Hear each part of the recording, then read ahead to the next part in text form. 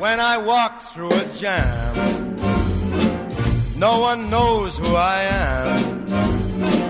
Put your head on my that chest, song always puts a smile on my face. and I'm Mr. Success. Old Blue Eyes. Good morning. Welcome. I hope you're having a phenomenal day today. You're listening to The Inevitable Radio Show. I'm your host, Bill Sumner. So we're in this multi-show arc about business performance, team performance, and because sometimes seeing how you behave and seeing the psychology of your behavior, the inner drivers, sometimes it's easier to see in other settings than it is in certain settings. So even though we're focused on business, I will throw in references from time to time about how do you function in your family. How do you function as an individual? How do you function in the gym? That's one of the reasons why a lot of top business people will tell you golf is an incredible laboratory for looking at people's psychology, because when you're with a client or you're interviewing somebody, to watch how they perform when they play a game gives you a lot of very deep revealing clues about how they perform all the time. Because know this, no matter where you go in life,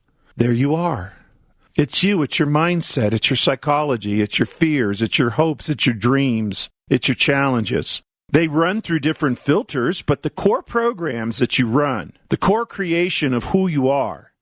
So how you solve a problem as a father or a mother, how you solve a problem as a small business owner or a team leader in a team environment in the business, is how you solve a problem. You'll run through certain fundamental core truths.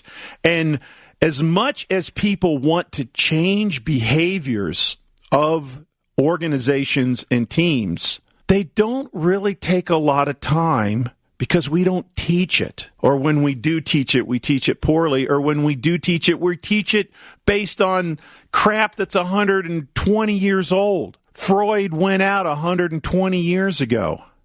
Some of these other traditional psychological theories that we believe is why humans behave how they behave, it's old science. We know more today. There is science taking place in how the brain and mind functions on some of the stroke work is incredible.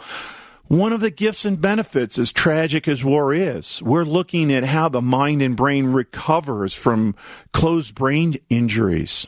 Traumatic brain injuries, TBIs. The military is again leading the way, just as it has in other wartime periods of the history of this country. We learned a lot about psychology of captivity that led us into understanding Patricia Hearst and the Stockholm Syndrome. That all came out of psychology studies that we were doing, understanding what was taking place and happening to prisoners of war. We know more about how your mind works, how your brain functions. I keep calling it mind and brain very easily. Think of the brain as the hardware and the mind as the software. The brain is their hardware, the mind is the software. And really, it's, as in all computing systems, it's both that influence who you are, why you are. Clearly, you can, because the brain's hardware capability is so underutilized and underappreciated. We all know that, oh yeah, humans function at a 10% potential, 12% potential. Einstein functioned at 14% potential of your brain. Not so worried about brain functionality, although this culture, this society is so wrapped up in how we can influence the brain through medications. We can force changes in the software by forcing changes in the hardware. But in reality, that doesn't heal anybody. That doesn't make anybody better. It does modify some behaviors. But what the Inevitable Radio Show is about is helping create people that want to just take off in their life, just absolutely accelerate. Do you want to be a superstar? Do you want to be a winner? Do you want your team, your company, your business to be winners? And it's an interesting question because everybody immediately goes, oh, well, yeah, sure, of course I do. But there's two big drivers when you think about it. First of all, while you may say you want to be a winner, you perceive there's a cost to winning. And at the end of the day, you're not willing to pay that price. Yeah, well, I'll be above average or I'll be average. Yeah, I'll say I want to be in the top 10% of my sales group.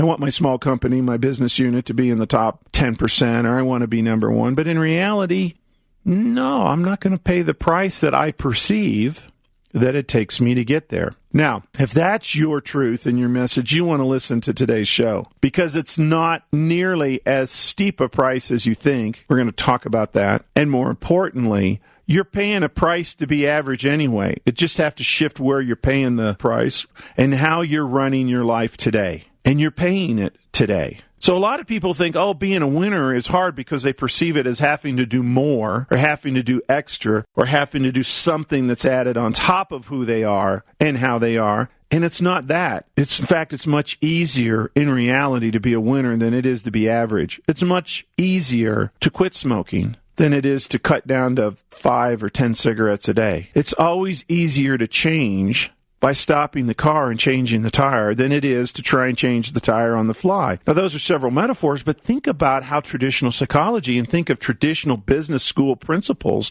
that are still being taught today in our business schools that says, oh, let's make change by incremental modifications and let's do a little bit of this, make a minor modification and major and test it. Minor modification, measure, test it. And that's how a company moves and changes. That's how a team moves and changes. But when you think about it, that's not entirely true. And if you were to radically do something different, and oh my God, radical, boy, big fear, big anxiety.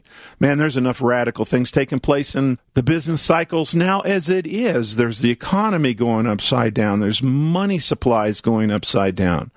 There's companies and clients of yours going upside down. How you deal with this, what happens to you, your behaviors, which again, where this show started, leaders who try and change behaviors but don't really understand the underlying psychology that is creating those behaviors is where the real challenge lies.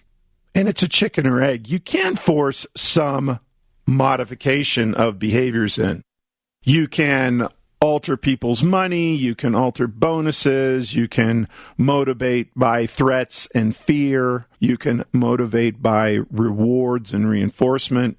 You can modify behaviors, but as long as you're not truly dealing with the underlying psychology, you're not going to get the changes at the level that you want. You're not going to get the changes at the level your organization is capable of. And you're going to continue to struggle in many respects with the current challenges. They're just going to kind of move around. So you shine your light in this corner and the roaches run away. So shine your light on paying compensation. So there's some things that happen, some things move around. Shining your light on paying compensation doesn't really create superstar behavior. Shining your light on, threats. We're gonna lay you off. We're gonna fire you if you can't make your numbers. Or a small business owner, medium business owner is trying to make payroll, trying to make numbers. I understand these behaviors are real things that we need to control, but it is infinitely more easier to go inside of the model and go inside the psychology. And what we're going to work on today is a very specific area, is the psychology that takes place within an organization, in many respects, as you know, is the sum of the parts of the individual psychologies. So actually, in the traditional world, which I have my traditional background, I came from corporate life. I got my master's in social work. I got a lot of traditional organizational dynamic theory. An organizational dynamic theory, as many of you know, is the body of psychology that really talks about group behaviors. How does a group perform? It takes all the individual psychology, tools, theories, processes, and says, well, when we add them up in a group, there is some group performance, some group momentum, some group inertia, etc., and then individuals interact within that group. Now, hold that thought. Thank you for listening to the Inevitable Podcast. Please visit our website for more information on this extraordinary coaching system at www.theinevitableyou.com. Then, sign up for your 2-week free trial of our membership to gain access to hundreds of hours of amazing content and tools just like this. Now, back to Bill. Second point, because I teach this science neuro-linguistic programming, big words, but it's a simple science, among other tools. The ability to modify how we think about something. We talk a lot on this show about how do we actually do that. So when you look at how do I modify the behavior of my organization, do I want to create a team of superstars? Are we going to pay the price? And is it a big price, or is it actually, this Sumner guy, does he have something new to think about that it might be a smaller price or a different price than I'm paying today? Do I want to be a superstar? And then how do I do this? Organizational dynamics is the pickup of a traditional belief system, and we're going to lay it into these sciences that talk about the psychology of who we are and how we are. So, for instance, are you in a team that's motivated by fear, or are you in a team that's motivated by pleasure? That's a psychology. And depending on who the team leader is, and the team leader might be you, it might be somebody that you're working for, they will create a psychology, they will hire in a general mold, but in general, we can look at an organization and determine, is this organization driven more by fear, or is this organization driven more by rewards? And then you look at the people that are hired and survive and thrive and come and go. And when times are easy, a lot of the stuff can be very sloppy and be very imprecise, and your business will still grow. Now that the times are a little bit more challenging, you have to be very precise if you want to grow. And there are companies that are growing, by the way. And it's not based on the industry. Again, the average business person out there is going to say, well, my growth or lack of growth is based on the fact that my clients are, or my industry is. No, because even in troubled industry, there's people making a ton of money on real estate. There are banks that are very, very solid right now. Pick an industry. Go to the industry leader. Almost without exception, they're growing. And even if they're in a really tough time, and they're not growing or growing wildly, here's what they are doing. They are assimilating and integrating a base of business. It's a psychology. Those businesses that are gathering strength and investing in their future, they may not be growing wildly, but they are assembling the foundational base that when things do begin to loosen up a little bit, they're going to take off like rocket ships. So the growth is there. The future is there. The psychology is there. Do you want to be a superstar? Do you want to be a winner? Do you want to teach that to your organizations? Do you want to own that? Organizational dynamics, organizational NLP will help, will show, will light ways that leads us to the superstar, to the winning mentalities. And at the end of the day, when you change the psychology, you're going to really change the behavior of what's taking place in your teams and your organization. We're talking about organizational psychology. How do you create superstars? How do you create winners in this very, very tough time? So let's make this real. Let's say your team is missing numbers. You're missing quota this month. You're missing deliverables this month. You may be a sales team. You may be a project team. You may be writing software. Whatever it is that drives your success and your team's success, it's not happening. Now, typically what people do will be, all right, let's look at the obstacles. We made our numbers last quarter. Well, an obstacle is the economy changed, or an obstacle is that prices went up. Maybe the higher organizations now assessing some overhead charge to your team. There's a myriad number of reasons out there as to why you are successful a year ago and you're not successful as you want to be today, or you're in downright pain. Maybe your job is being threatened. Now, most people will record that, well, the reason why this is being threatened is because it's the economy, because it's the clients are in trouble. It's because of all these other external factors. I want to ask you this question. Skiing is a great metaphor because there's a lot of skiers here. So when you're skiing on a blue slope and you're just looking good and you're feeling good, it's above average, it's even maybe a tough blue slope, and you feel great and everything's happening great and you're having a great day. But you know, if you wander over into black slope, and maybe even do that on occasion, go, there's an easier black slope that I'm aware of that, I can practice on getting my skills better, and I can do this and I can do that. there's this black slope that when we get on that, yeah, we don't look so good. Yeah, we're not so great of a skier anymore. We lose how good we feel, and we base that feeling on the blue slope or the black slope. But the reality is there's a psychology taking place that says, yeah, I know I'm not that great of a skier. I know I'm a little bit of a fraud. I know that I'm just a little bit of a managed appearance. And so as long as I stay here where I'm comfortable, I stay in my comfort zone, I stay where my friends, my colleagues, my reality is, I'll be okay. And then life has this ability throw you on not only a black slope, it might be a double black diamond, it might be triple black diamond, the economy, mixed with, something that's going on in your industry, mixed with a war, mixed with external politics, mixed with banks are tightening their credit, things are changing rapidly for you. And now you have no choice. You're on a double black diamond and you're falling and you're screaming inside going, I can't do this. I'm not good at this. Help me. But that's a psychology. How does any blue slope skier get to be a black slope skier? How do they get there? How does a company get from where they are in average easy times? How do they succeed when it's not easy? How do they make it look easy on a black slope when you know it's not easy? Do you really think that they're a better skier than you? Do you really think they're more athletic, more gifted? Certainly there are some of them are out there that are that. But then you look at other people that are skiing black slopes and you remember them a year or two ago and they go, well, they're not that good. I was as good as they were a year or two ago. And so then we'll go on like, well, they're making numbers and they're being better in their business because, well, they're lucky. Yeah, they just got a lucky break. Or, well, they were in the right place at the right time and I wasn't.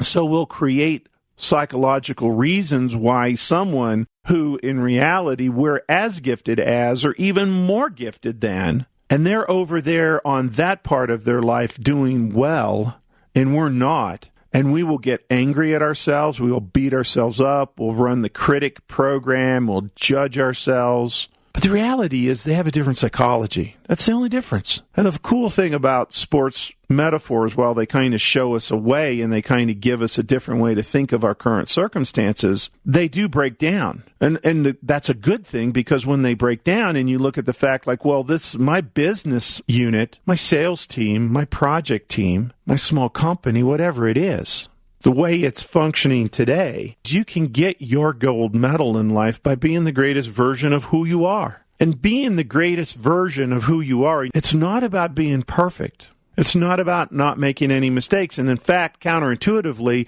if you want to be the greatest version of you, you've got to make mistakes. And they've got to be doozies.